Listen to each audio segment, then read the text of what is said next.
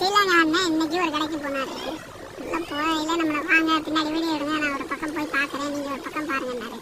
சரி நம்மளும் அவர் பின்னாடி என்ன போய் எடுக்கிறாருன்னு பார்த்தா அக்கல்ல தடவுறதும் ஸ்ப்ரேயும் கையில் வச்சுக்கிட்டு வீடு கழுவுறது பாத்திரம் பண்டங்கள்னு நிறைய ஸ்ப்ரேயெல்லாம் இருந்துச்சு. தலைவர் அங்கே இங்கேயும் பார்த்துட்டு அப்படியே கண்ணாடி பக்கம் போய் சைடுல ஹர்பி அது இதுன்னு நிறைய ஸ்டிக்கர்ஸ் இருந்துச்சு. சரி பரவாயில்ல, பயப்பில் என்னதான் பண்ணுதுன்னு பார்த்தா பின்னாடி பொம்மை, முன்னாடி கண்ணாடி, விளையாட்டு ஜாமான் அது இதுன்னு நிறைய ஸ்டோருக்குள்ள உள்ள தலைவர் போயிட்டாரு.